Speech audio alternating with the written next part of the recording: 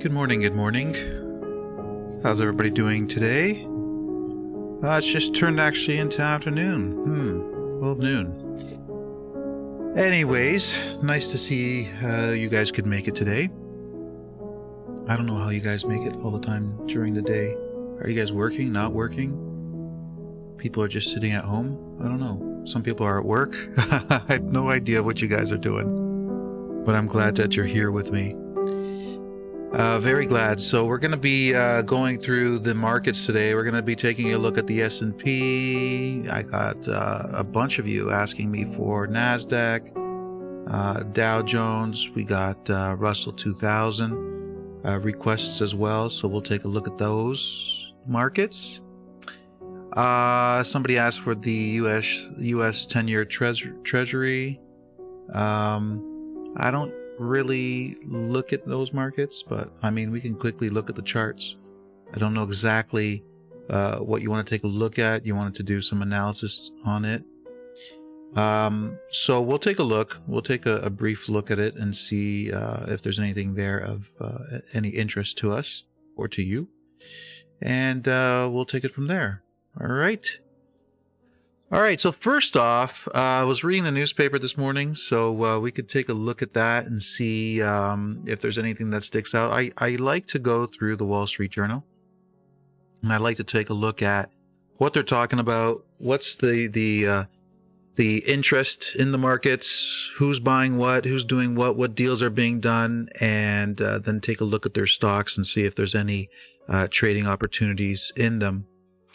So the first thing I was looking at here, nice and big, right here in the front of the business and finance section, was Amazon bets billions on satellite fleet. So apparently they're putting up some satellites for some competition for Elon Musk's Starlink. So I looked quickly at Amazon stock, and I don't see much of anything special going on here with Amazon.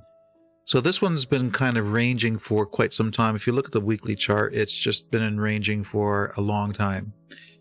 So I don't like to trade stocks where I see this type of stuff. Okay, because, you know, we don't know how long this is going to last for. Okay. The pen's not working again. Let's close that off. Try this again. Oops. So we see on the weekly chart, look at that. I mean, you've had price at 28.50 and highs of 37. But basically sitting in this range. So as long as price is sitting in a range in a stock, I'm not interested in it. No way. I mean, I know there's some traders that like to buy low, sell high, and do that forever, but eventually, when it does break out, and it will break out, you could get very much caught on the wrong side of it. And if you go in thinking, oh, it's just overextended, you're going to be adding to a losing position, and that's the quickest way to lose a ton of your capital. So I don't like to trade like that. So I was looking at Amazon, reading through here. And Amazon's new plan launches depend on larger rockets still under development that must show they can fly as expected.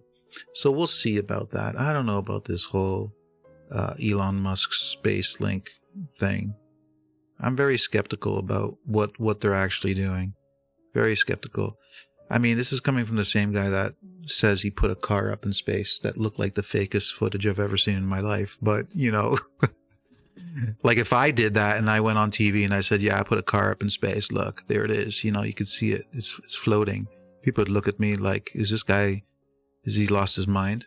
But, you know, you put it on TV and you put Elon Musk's name behind it and everybody just believes it, right? Anyways, you ever see that footage of the car up in space, and all of a sudden there was like a flash, and it kind of revealed something that it wasn't supposed to reveal? You ever seen that? That was from the live footage. You should check that out.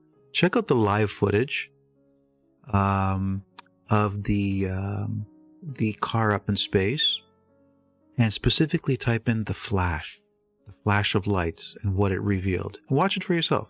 And if you believe somebody faked that, go through the live footage and watch it. It's hours long, but watch it, and you'll see that that flash actually took place, and it actually is real footage. It's quite freaky. So anyways, when I see all this stuff, I'm like, okay, I don't know. Amazon, Musk putting satellites in space. Maybe, maybe not.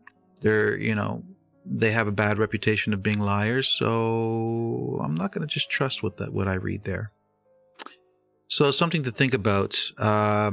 Credit Suisse probed executive misconduct. I mean, it's constant story after story. We just posted about this yesterday, about Morgan Stanley. Was it? There's so many that are under investigations for committing fraud and just a whole bunch of other things. So I just wanted to point that out. Yet another story which you can read all about when you got some free time. Besides that, JetBlue. Is JetBlue on? Yeah. How are they doing? Not really good. So their stock is dropping. So there's talk of them wanting to buy Spirit Airlines. And stock is not looking good. See, these charts don't look good to me, so I would never even trade it. Regardless of news, I wouldn't trade it. If the chart doesn't look good, and if it's not really laying out, the map for how price is going to end up playing out, like meaning there has to be solid trends, there has to be some good structures in play. If I see those types of things, then I'm interested in trading the stock. If I don't see that, then forget it. It's not high odds, so I'm not going to waste my money trying to speculate on something like that. Then I was looking at this story here. Instacart hits volatility after boom. Last year, its founders approached rivals DoorDash and Uber about possible deals. So it got me thinking about DoorDash and Uber, and I looked at the Uber stock. It's okay. It's not yet ready for any serious moves from what I'm seeing. So at this time, for me, it's not tradable. Then I went to DoorDash, which is DASH, and I'm liking this stock. Okay, I'm liking this stock. So if I take a look at this one, right now we are reacting to some supply that is up in here. Okay, this is why this market is dropping, and we also have the same situation happening with the S&P. So I wouldn't expect anything different from this stock. But what I would be watching for is when the market starts to build back up to the upside, I'd like to watch for this one. Especially now, if you take a look at the news, you'll see that there's a lot of talk. They're slowly reintroducing, taking shots, new variants. Oops, there's more people. The count numbers are up, all this stuff. I don't know how these guys have the balls to even go down that road with all the documents being released from Pfizer that's basically shown that this stuff is poison and making people really sick and killing people. I mean, how do they have the nerve to even come out and say, oh, maybe you need a fourth booster? I don't get it. These people, I guess they're betting on people being so ignorant that they don't even bother to go and read these Pfizer documents and see what they've said. Maybe that's it. But anyways, with this going forward, there is some speculation right now that there are shutdowns again, and maybe some scares. A lot of people are scared. You start talking to people about things that are flying around, and they're coming back out, and you better be careful and wear a mask. A lot of people will stay home. So when a lot of people stay home, they order out, they order in, whatever way you want to call it, and apparently. This is one of the hot companies that they call up. So, DoorDash, I like it. In fact, we can go over to here and just take a quick look at the company. There's the company. So I'm going to look at the holders, and we'll see who owns this company. All right. So the first couple on the list, not really sure of who these guys are. I'm not very versed on these companies, but I do see Morgan Stanley with $3 billion worth. I see Vanguard. So they're working their way up there with 1.6 billion. Galileo, I've seen a couple of the other ones. So Morgan Stanley, Vanguard, they're quite up there. So this is an important company to them. Okay, it's an important company to them. So if it's important to the big players and they're investing their money in this company, then it's something that I want to pay attention to. All right, so what I'll be watching for essentially is I'm going to be looking for price to make a move up here with the markets. Okay, when the market starts to rebound, I'm going to be looking for price to make a move up here, create a nice structure to the upside. All right, so we'll look for trends and we'll look for new institutional buying coming into this market. Once I see institutional buying coming into this market, new structures to the upside, and the S&P and the other markets building their structures to the upside, I'll be getting into this one. Okay? I will definitely be getting into this one. So I think this one has decent odds of rallying up, and so we'll have our targets higher up, and we'll locate those at another time. But I think this is a good one, and so this is how I use Wall Street Journal as a way to sift through so many different opportunities, but picking the highest quality charts for me to trade. So came across this article and was looking at that earlier. And that's, I think, pretty much it that I saw on here. Yeah, that's pretty much it. All right. So let's look at the S&P. What's taking place right now? Why is the S&P dropping? Well, the reason why it's dropping, and this is something that we have been talking about for some time amongst the members, is that we have institutional selling that's taking place here. Okay, so price rallied up, came up into this area, and now we have institutional selling. So when institutional selling takes place in the markets, it causes the markets to drop. Now you can sift through the headlines online and through several different news sources, and they're all going to be telling you roughly the same thing. Markets are dropping because of inflation, because of interest rates. They have all the explanations in the world ready to explain to you why the markets are dropping. But in reality, it's dropping because institutional supply. Okay? That's what it is. If you look at the S&P 500 and you look at the positions held by the institutions, you would see that in the last few days, there was major profit taking place, okay? Major profit taking. They've been reducing positions.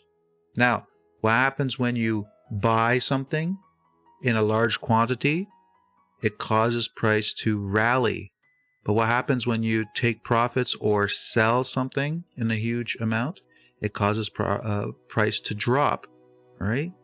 So that is what's happening. Now, obviously, Morgan Stanley's not going to come out and say markets are dropping because the banks are taking profits.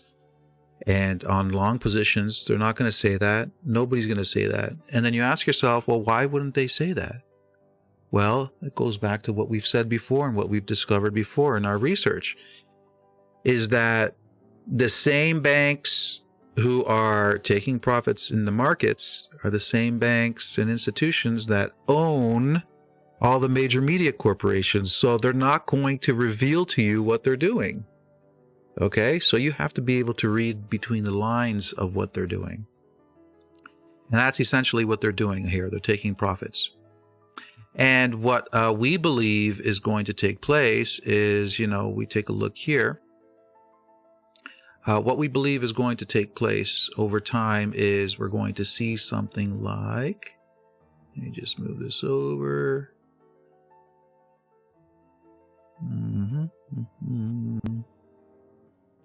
Here's a 2-hour chart.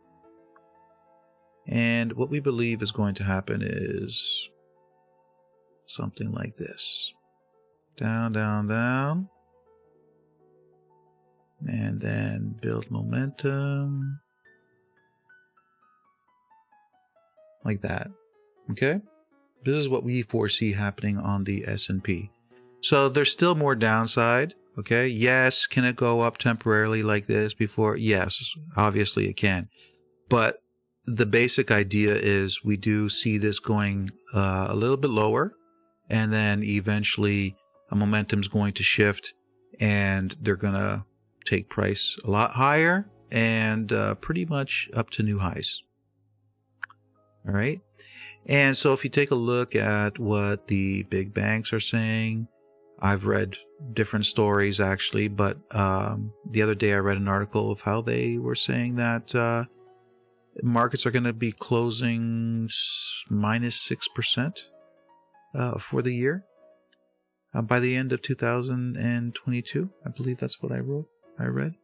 Bottom line is they're going to finish, the market's going to finish in the negative by the end of 2022. Now, is that possible, I should say? No, I don't think so.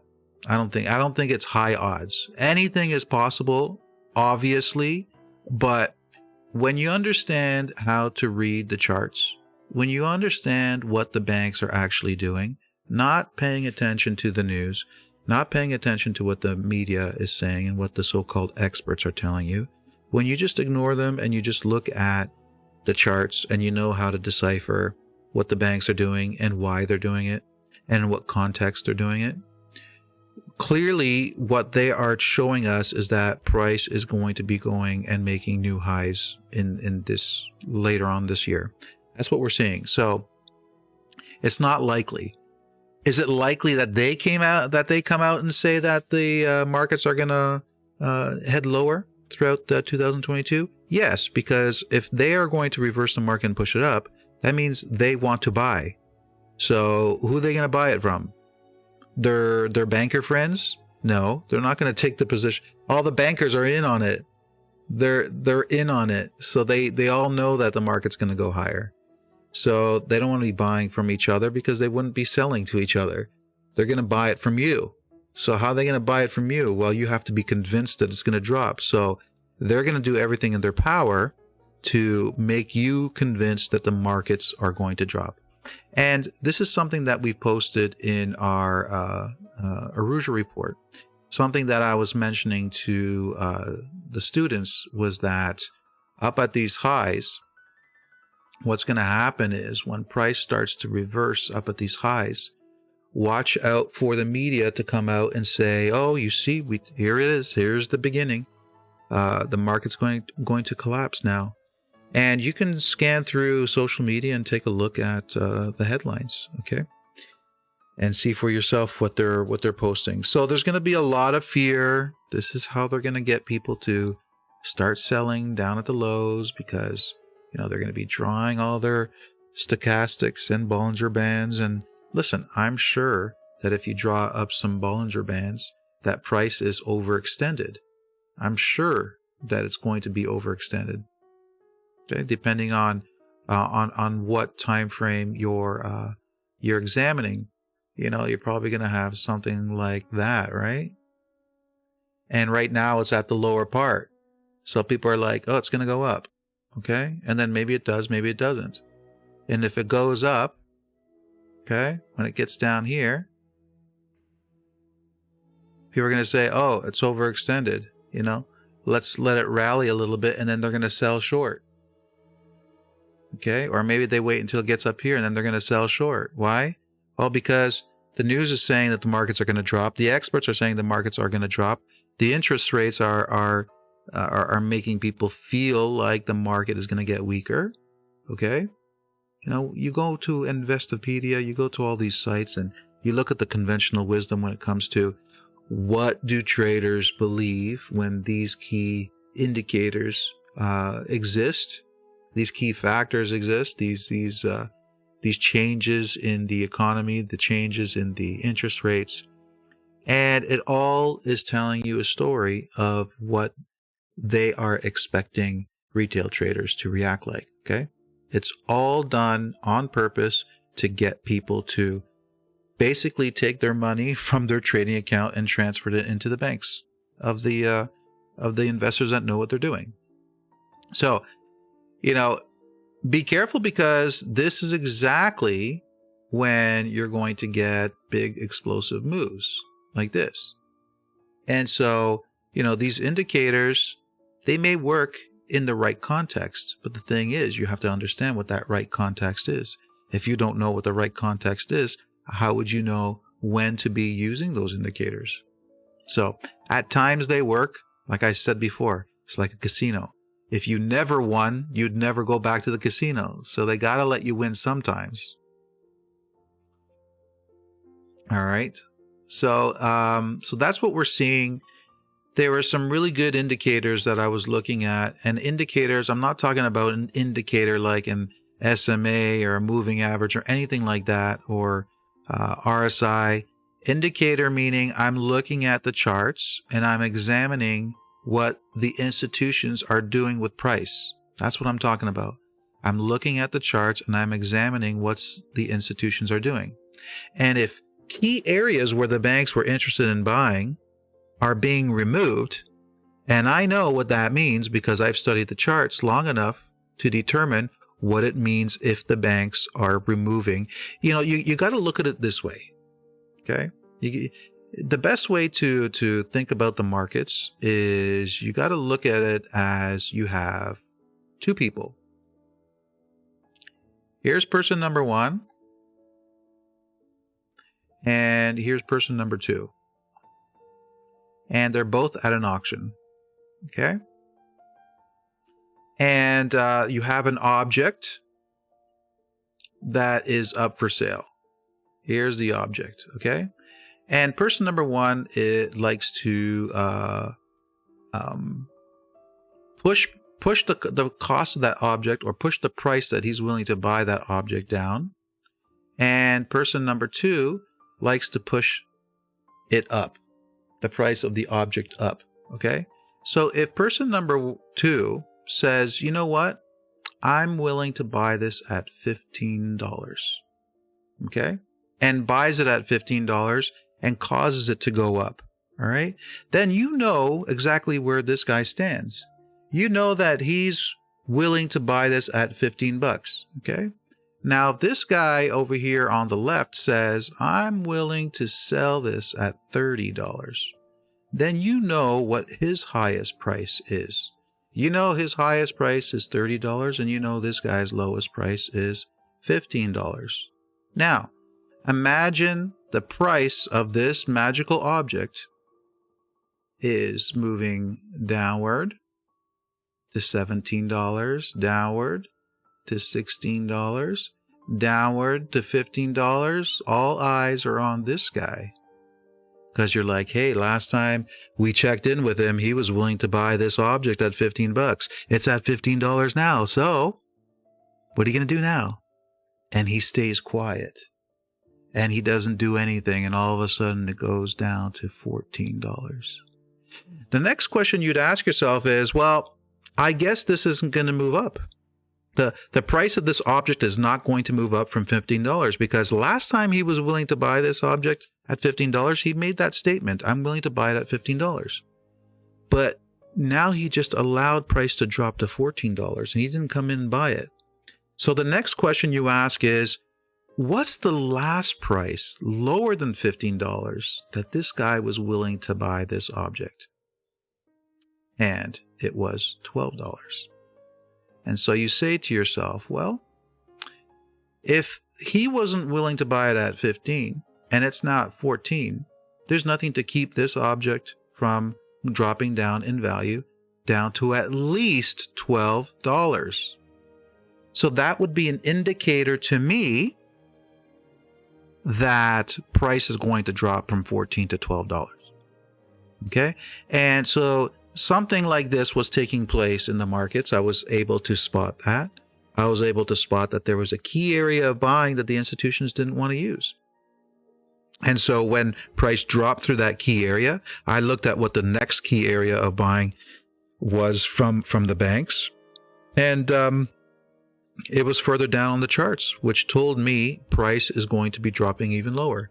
And that's why I opened up my SPY put options, okay, which are in the green right now. They're doing very well, and I expect them to continue because of this situation like this, okay? But knowing this and understanding this concept is so key to knowing how price is moving and why it's moving the way that it is. All right. So, you know, we look at the Russell 2000, and you can see something very important taking place here. All right. And we had here a very important area of buying that the institutions used to propel price higher. But then weakness came into play, and they removed this area, okay? And they created institutional selling right at this area. So you see what took place. Price rallied, contacted the selling area, and now we have the pressure to the downside. All right, so right now, pressure is to the downside until something comes in and reverses this. If there was no, if the Dow Jones, Nasdaq, and SPY had absolutely no influence on this chart, we would be expecting price to drop to at least 1650 on this chart. Okay, but it does have significant influence, and so therefore this weakness could play out for a little bit longer until the markets find its strength again, and then the institutions come in with their buying, and then you would see things reverse. All right, so let me see, what were the other markets you guys want to check out? We did these ones.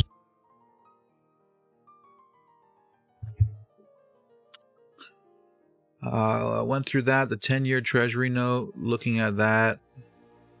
What's to see here? We have a monthly uptrend. We have a weekly uptrend. We have a daily uptrend. We have a 2-hour uptrend. All charts are uptrending, looking pretty solid. Was the gentleman who wanted to look at this one, is he here with us right now? Do you want to ask any specific questions of what you want to look at on here? You know, this is good. This is good. Upward trending. This is good. This is good. Are you wanting to, you know, specific targets of what I would be looking at? I don't know specifically what you wanted to look at. So if you're here with us, let me know what you want to see. All right. Another one that I was looking at was Bitcoin. Bitcoin's dropping, and we are not surprised by that, okay? Not surprised. So we alerted Bitcoin at 39.45. We told our students price was going to be rallying up to this area up here. This was our target, 47.67. And that's exactly what took place. And now you see the weakness coming into the market, right? So again, weakness after a target is reached. How is that possible? You know, people say you can't time the market. You can't time the exact reversal areas. Well, yeah, I guess that's what they feel. I guess that's what they believe. So, you know, it's an example of how you have to be very careful what you believe, because if you truly believe something, you'll make it true for yourself. It's not necessarily that it's true, but you make it true. So I had this as a target because I knew that that area was likely going to be the area where the institutions were going to take profit on long positions. And so when you take profit on long positions, guess what? The market drops. So that target was selected way before price even got up there. And look what happened. Right at the highs is where the target was. And now price is reversing down. Why is that? From profit taking on long positions. Okay? Sean, not my question, but how about monthly supply on the 10-year? Well, let's take a look. Let's see what we got here. Monthly supply on the 10-year. So I would say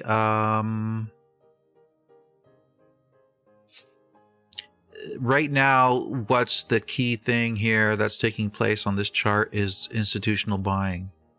Okay?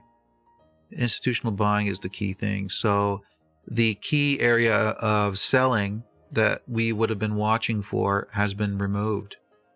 So just like in that diagram that I was showing, when they remove it, what does that lead you to suspect? Is that price is going to continue higher until it gets to the next area.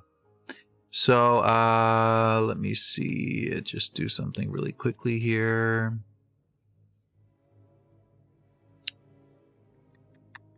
So the next area I'd be focusing on is a move to up here, okay? And then some kind of a move to the downside, and then eventually see if these highs break through. If these highs break through, it can go a lot higher. Okay, but there's nothing to stop price from, or stop the interest rate from going to from 2.59 to 3.2 and change. All right, and then once that is taken out, more upside. That's what I see happening here. All right, so Bitcoin, again, our targets were selected exactly where we believe the institutions would take profits. And so now we're seeing a drop, okay? But over the longer period of time, when we have to examine what is stronger, because those two characters that I drew, the red and the green, those are the banks, okay? The same entity split in two. They're providing selling pressure in the markets, and they also provide buying pressure in the markets. And the markets move based on their selling pressure and their buying pressure, okay? And so we're just looking at the charts to determine where's their buying pressure, where's their selling pressure, where were they interested in buying before, and where were they interested in selling before, and keeping track of these areas. And then depending on what areas come into play and what is more forceful, that is what helps guide us with where price is going to go. All right, so that's what we're doing here. So we could take a look at gold. Gold is still sitting sideways, not doing much. Okay, not doing much. But remember, we did post some articles that I came across where there was from Zero Hedge, in fact, where they were talking about how the Russian ruble is being attached to gold, and that they were going to be allowing gold to be purchased with the Russian ruble for a certain price, basically keeping the Russian ruble up in value. And the speculation is that that gold price is going to be increasing because of this. And so, we look at the Russian ruble. Listen, it's back up to where, we were before the war. And that is of no surprise to us whatsoever. Why? Because that's what they do. That's what the banks do. They cause and create situations to take advantage. Right here, they increased the rates from 7% to 20%. Why is that? So that when the bankers came in and purchased, they would receive nice gains from the interest of holding this currency. 20%? That's ridiculous. So, meanwhile, during this whole drop, you have people like Bill Ackman, who is apparently a well-respected investor, but the way I see him, I think he's a nefarious character. He came out and was using his Twitter popularity to try to encourage Russians to run to their banks and withdraw all their funds and create havoc in their society. And all this being part of the whole, fear factor of trying to get people to fall into a trap. You know how many Russian people got out of their currency and bought US dollars during this drop because they didn't know how much further it was going to drop? They thought this was just going to collapse. Like, my oh my. If you were watching the news, you would have thought that this currency was going to collapse to nothing. And that's when the banks were buying. Okay? So you think a guy who uses his influence to come out and try to instill fear in people, you think maybe he's getting a heads up on, hey, we're going to come down with this big situation and the markets are going to drop quite dramatically. So it'd be in your best interest to short the market. And then you just happen to short right before the big incident happens. And then you just happen to cover and start buying back at the exact bottom of the market. To me, I don't believe in coincidences like that. I think one hand washes the other. And if you're willing to do the bidding of the work of the big bankers, they're gonna, pay you.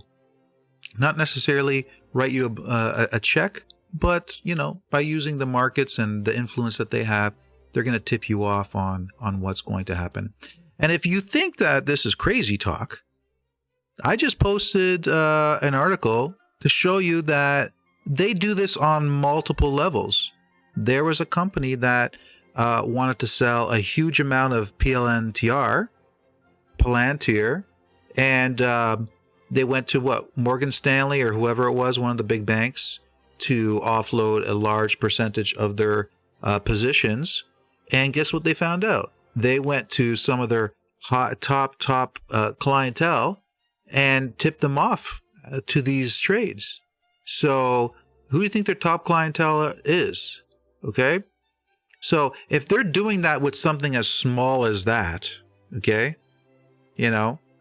some trading firm wants to offload, or investment firm wants to offload a big percentage of their portfolio holdings for Palantir, you don't think that they would tip off a professional trader who's going to use their influence to help facilitate your agenda? When you own the banking companies, you own the pharmaceutical companies, you own the media companies, you're going to mass produce the situation. So you know exactly what the result's going to be. So you have the power of knowing that the market is going to drop the way that it is. You can trigger the drop. You could advertise the drop. You're in full control of the whole situation. So that's the Russian ruble. Okay. And so apparently gold now is supposed to just rally up. This is the talk. Gold and oil is supposed to rally up because of, what Putin's doing in regards to tying his currency to gold. And then also saying that, he might get countries, if they want to buy oil from him, to pay in gold. So they say, oh, that's going to make oil prices rally, and that's going to make gold prices rally. Now, that's what they say. Our analysis tells us something completely different. Our analysis tells us gold is not going higher, and our analysis tells us that oil is not going higher. Okay? So we could look at what they've been doing. What have they been doing with their positions in gold? The big bank. These are the positions of the big banks. Like, can you imagine? Why are they not posting any articles saying, that gold is supposed to go higher, but the banks are taking profits on long positions?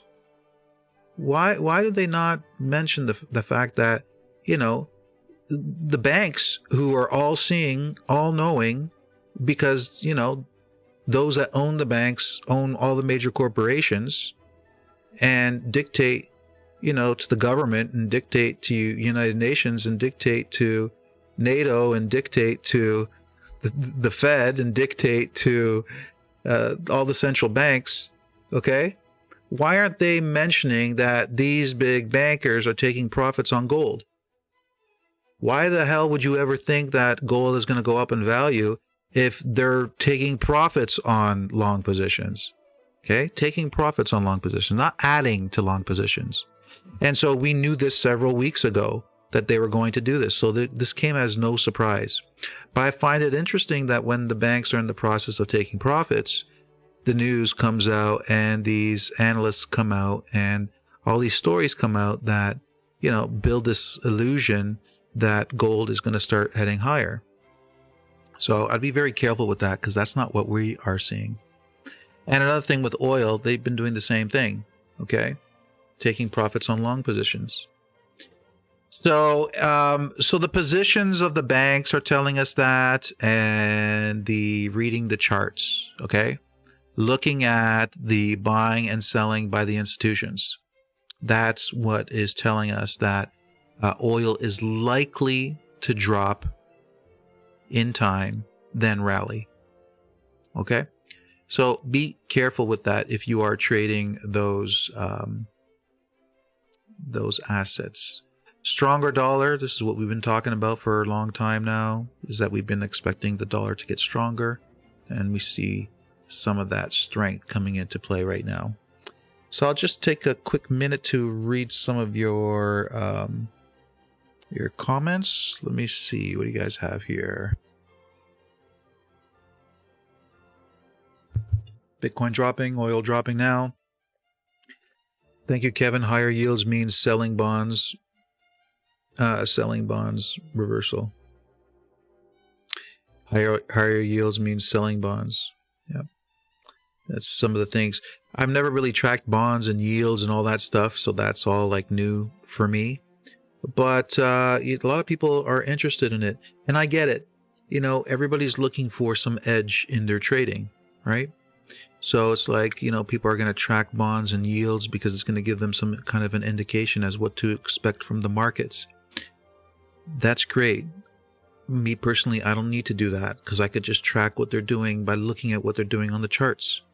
So I could tell if the market's going to collapse because they're going to show me the signs of it, and I'll be there to profit from it.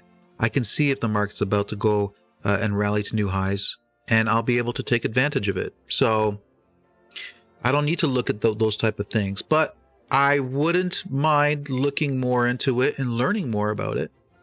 And I've started to take on that on the side. I've been researching a little bit. So, you know, I'm always open to learning more. Ackman, sky is falling manipulator. Ackman is, you know, he's just, you know, when I read one of his tweets about, he's such a phony baloney. Phony baloney. He's one of those guys that would stab you in the back in a heartbeat. Because you see, he's a sellout, complete sellout. All right. You know, he's talking about, you know, what happened 2 years ago. And he's like, I had a nightmare about it and it came true. Okay. And then you saw what happened for the next 2 years. I had a nightmare about it. So now he's like some kind of a foreseer of the truth or something. And then he came out and said, I also had a nightmare about World War III and what's happening with Russia's got to stop, blah, blah, blah. You know, nonsense. And so since my nightmare came true about the virus, then my nightmare is going to come true about what Putin is starting. And you know what? If this guy knows his history, he knows damn well that he's full of shit. Okay? He knows damn well that he's talking nonsense, but he's trying to instigate something. He's playing his role, you know? When he sits around with his buddies, okay, on his yachts, and they're chatting, you know, his inner circle friends who know what's going on, they laugh and they're like, ha, ha, you see how much power I have? You know how many billions I made when the market dropped? I know. My friends take care of me, and all I got to do is go onto Twitter and just, you know, I post this nonsense and people are like, you are the man. You are a true American hero. Yeah, you're like a sightseer. It's unbelievable. Like, do you have like a crystal ball in your house? How does that happen? Like, when you go to sleep at night, do you like meditate? Do you do some mantras? Is there any type of meditation CDs that I can get access to? Like, can you just let me know? Like, how are you so ingenious? And they laugh because they think people are retarded. Okay, excuse my language, but that's what they think. They think people are so stupid. Look at me. I could post this and everybody's kissing my ass like I know better than anybody else. You know, these are how these people are. I don't have to be there on the yacht to know it. I could just see the smug look on this guy's face. Okay. And the lies. I've watched the interviews where he's like, oh, we shorted the market because of these indicators. Like, bull. You know, especially when you know how to locate institutional buying and selling, you get so much insight. When you know the game and how it's played, and you know where the institutional buying and selling is located, you can see. Look at what happened this week with Twitter. Let's go on to Twitter, shall we? Let's go to Twitter. I want to show you something. So, you know, I had posted, you know, that I had posted this in our Aruja report, okay, about Twitter. And we had a target of $51.87. And what I told my members is, you know, the analysis that we've done, we've located institutional buying, an institutional buying zone down here, okay? An area where the institutions would be interested in buying Twitter. All right? So I had my eye on this. So price comes down to it as it was falling. You remember the excuse as to why it was falling? Remember? And I posted about this. When it was falling down here, they said, oh, Jack Dorsey's stepping down. Yeah, so it's, you know, it's coming across as very negative for the stock. So a lot of investors are selling it because, you know, they don't know how this new guy is going to do. So they're kind of worried about it. So they're selling. No, that's not the truth. That's not what happened. No. It was all pre-planned, okay? It was all pre-planned that they were going to get Elon Musk to buy shares down here. For what reason, I don't know, okay? I don't have a crystal ball. I'm not sitting in their boardroom, and I can't tell you exactly why they want this character to buy. But what I do know is where they would buy and why they would want to buy it there, okay? That's what I know for a fact. And when price is dropping to that area, just like those little stick figures I had, the red guy and the green guy, what happened when $15 was taken out and the next buying area was 12? I know that price is going to drop between $14 and $12 because that's where the next buying area is. So as price was dropping here on Twitter, you know, it just so happened to be perfectly timed with Jack Dorsey saying he's going to step down. And then, the analysts and the news come out and say, oh, it's dropping because Jack Dorsey. No, that's not the reason. No. It's because we're in between price levels. Okay. And they're not supporting it at the higher price level. So now they're going to drop it to the lower price level. And that lower price level is with high degree of certainty going to be the area where buying of this stock is going to take place. Okay, so price comes down there and then he slowly accumulates. And then he's supposed to notify everybody after 10 days. Okay, that's what I read. SEC said you have to report it within 10 days. And he held it for like a month or whatever it was. How many days? I can't even remember. I read so many different things. Anyways, you guys know what I'm talking about. And why do you think that is? Because it took time for him to accumulate 9% share of this company. And he did it exactly at the buying zone. Do you think Elon Musk understands how to do, you know, the analysis like what we're doing here? Absolutely not. Okay? So how is it that he's just so smart to be buying exactly at an area where the big banks would be buying it? How do you think he knows that? You think somebody maybe just whispered in his ear and said, hey, by the way, buy Twitter at this price and accumulate up until this price? You know, maybe it's a coincidence. I don't believe in coincidences, okay? So, no, somebody told him, all right? That's what happened. It's guaranteed. Somebody told him to buy down here. And so he bought down here and lo and behold, boom, all right? And then our target is hit. It's like, how did that happen? You know? How is that happening? And then look at the profit taking. Okay. Yesterday it opened up. What did I say? Weakness. Be careful with weakness. Remember I said that yesterday? You guys remember that? I said, watch the weakness. How would I know that? How would I know that there was going to be immediate weakness after that rally up? Okay. First the initial rally, second rally. And then I said, watch out, weakness. It's going to drop. And guess what happens? Weakness. So how did I know? I don't have a crystal ball. I'm reading the areas of buying and selling by the banks, and I know how price is going to react when price enters into those areas. Okay? That's how I know. So, They're all working together, ladies and gentlemen, okay?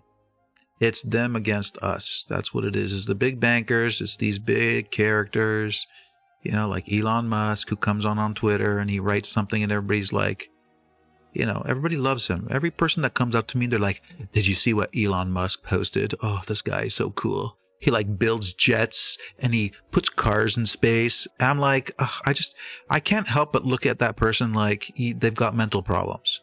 Because they're so far away and disconnected from reality, it's just, you know, it's not even funny. Okay? It's not even funny. But anyways, Zero Hedge posted an article that Putin could make $321 billion off of these sanctions. Okay, interesting. Gold is being used to support the value of the ruble. Not the other way. Gold is being used... Right, that's what I meant. Gold is being used to support the value of the ruble, right? But if you read that article, what they're suggesting is that gold is going to go up in value and oil is going to go up in value, and that's not what we're seeing. Okay, that's not what we're seeing.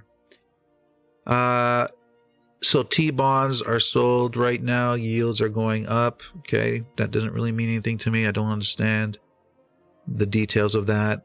You watching US 30? Yes, sir, I am. He said US dollar, Japanese yen. But what are you speaking in terms of Lozi? He said US dollar, Japanese yen. I want to be on the yacht with them. Forex Trading Journal. Peter, Kevin, Elon follows you. Yeah. How else would he know to buy there, right? Did you notice how Dogecoin pumped after Elon purchased shares of Twitter? No, didn't see that. All right, so we're good to go, I think. We covered a lot, talked about a lot. I hope you got some stuff out of this. So be smart, be aware, don't fall into traps. As long as you're smart and aware and you understand how this game is being played, you should keep yourself from falling into traps and be able to pull out some nice profits, as we are doing, okay? So join the Telegram channel. If you don't know how to get to the Telegram channel, just go to whiteoakfx.com. Bottom of the page, you'll see our link to join our Telegram channel. I post a lot of information on there and analysis, and give you guys a heads up with key things that I see taking place in the markets, and a good way to learn about what we're doing and how we do it. All right, guys, enjoy. We'll talk to you later, and take care.